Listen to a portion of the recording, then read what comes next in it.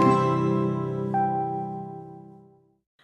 everyone, you're with Lucy again, and you might have watched my previous video on doing jelly plate prints.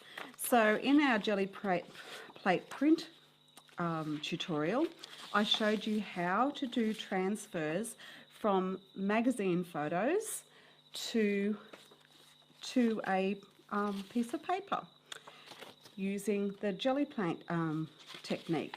So if you've watched that, and if you haven't watched it, please have a look. So in this particular video, I promise that I do something with these prints because, you know, it's nice to actually do the prints, but we actually want to do something with it. Now, I really, really like this one, which has got the grass and everything in it, and I'm going to do a bit of tearing with that one. I'm also going to put her in this one, I think, and perhaps a cottage, although I'm not sure about the cottage or that first. So I want to do quite a simple page. So what I'm going to do is do some background work first. And I have some music, which I particularly like. And this is also a jelly print background that I have. So what I'm going to do first is do some tearing. And I'm going to stick down some strips of this first. Now, I don't use glue. I use Liquitex matte medium to stick my elements down. So I'll tear these first and then I'll start the sticking down. Now, I'd love you to join me in my group where I do live videos with Jolene Payne in live art journaling and self-development. So we're a Facebook group where we do 2 live videos a day, and 2 live videos a week, sorry, a day would be a lot, and it's just a lot of fun. We have a lot of fun. It's a very supportive community. Okay, so what I'm going to do first is put down the matte medium where I want these bits to be stuck. So I'm going to be sticking quite a few things down, and the matte medium I put underneath and on top. And why I use matte medium rather than gloss is because if I want to do colouring or anything like that over the top, it works out fine.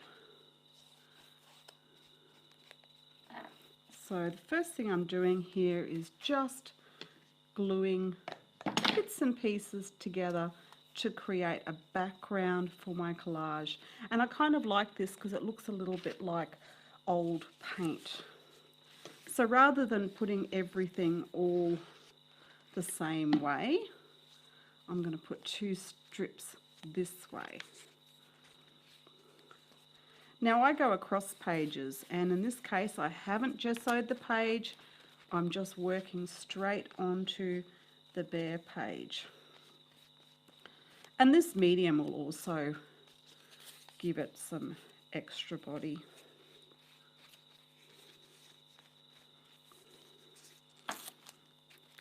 I'm just making that a little bit shorter.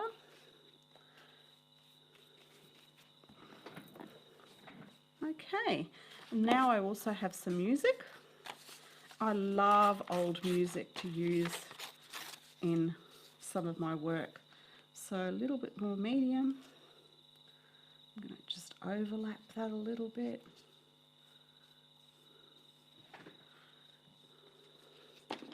So the fun of this is what we're really doing here is getting rid of white space, because white space can be one of the most daunting things when you're doing art journaling. So this part here, I don't even want you to think too hard about what you're putting where. I'll just start putting bits and pieces down. And there is no right or wrong way. You might look at this and go, I wouldn't have done it like that, but that's why we've got so many pages in a book, because next time we can do it again a different way. So I'm actually going to put that bit up a bit higher, and rather than wasting these, I might put that one there. And perhaps that one there. So that's just given me something other than a white background. Okay, And so now I'm also going to add a little bit of colour to that background. And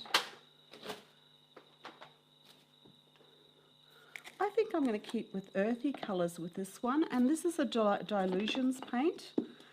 And I'm just going to go ahead and put some of that also in the background. It's kind of a khaki kind of green, but it does look quite interesting. And I'm just going to do something with that. I'm going to take a baby wipe and I'm going to wipe away some of the paint so I end up still seeing the music through. And I'm going to do a bit over here of the same thing. So whatever you do somewhere else as well. So don't ever just do one thing, especially if it's a 2-page spread like this. So you can see, and just to finish it off, I might put some here. Now remember, this is paper, and if you put down a colour and you think, I really don't like that, you can just gesso over the top of the whole thing and start again. So we don't need any more of that green.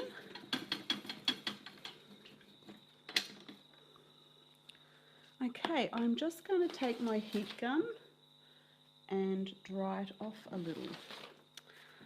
So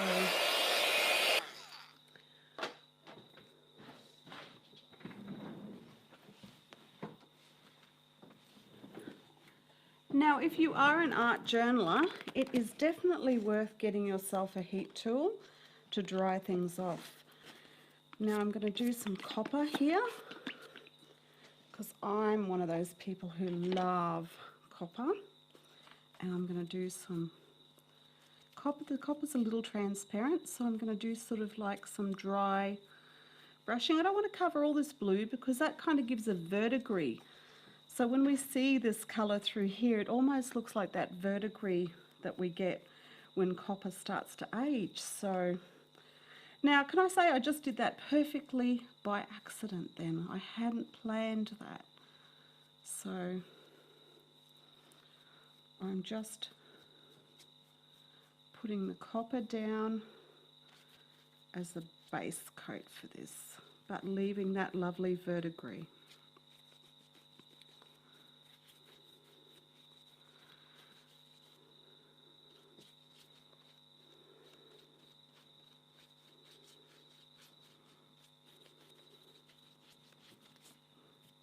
Okay, now that's kind of looking quite messy, but it's ready to put some of our images on.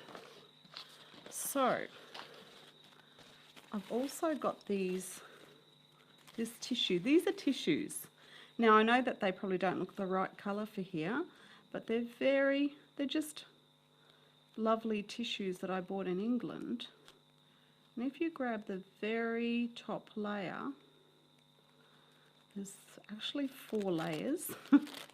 If you grab the very top layer, so I'm just going to put a little bit, I haven't even let it dry really, and I'm just going to put some of these down, just making sure that it is.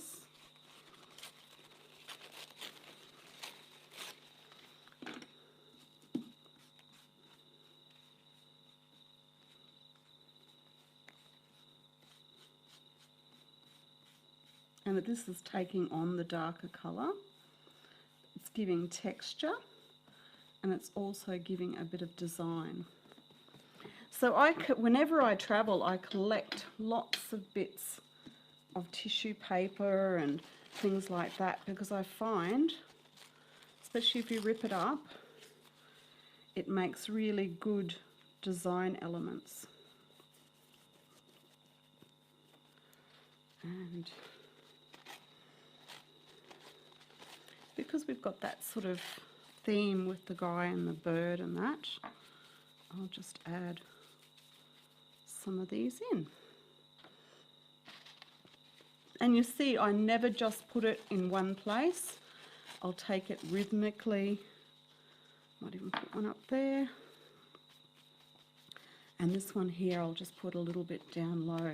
I like things to run off pages as well. Okay. And now let's have a look at this picture. Now he looks great. I almost don't want to rip all the way around, but I do want a torn photo edge.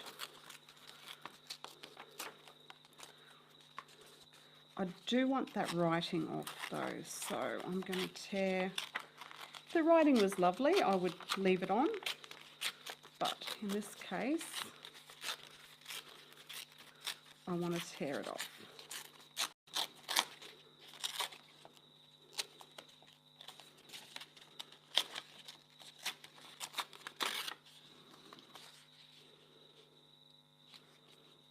Now let me have a look at the girl.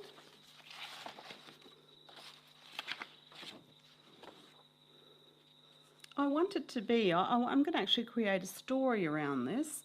So I'm going to put him here. Probably going to do some writing there, I think. And then I'm going to have something about her waiting here. So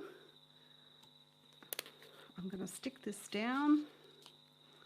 Now there's, well, I could probably just stick this down with the Liquitex.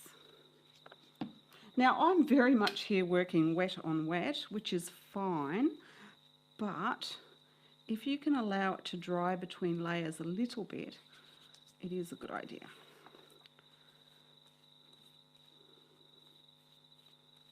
So now I'm doing the matte medium over the top of this picture as well, and that just protects it. Oops, don't want the colour. I'm really loving that particular picture. Now let's do the same with her. We don't need the words.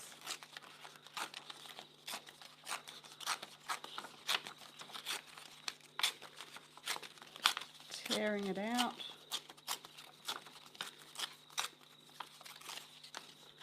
I'm doing that one quite roughly. A little bit of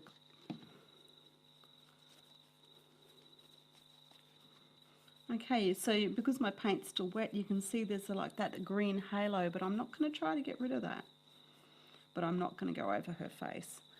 So that is pretty much all I can do until this dries. So I will wait a moment and I might do a speed thing of finishing it off. So I hope you enjoyed this and watch the final bit. Again, it's Lucy and I'm part of Live Art Journaling and Self-Development, and I'd love you to join our group and learn more about art journaling. Thanks very much. Bye.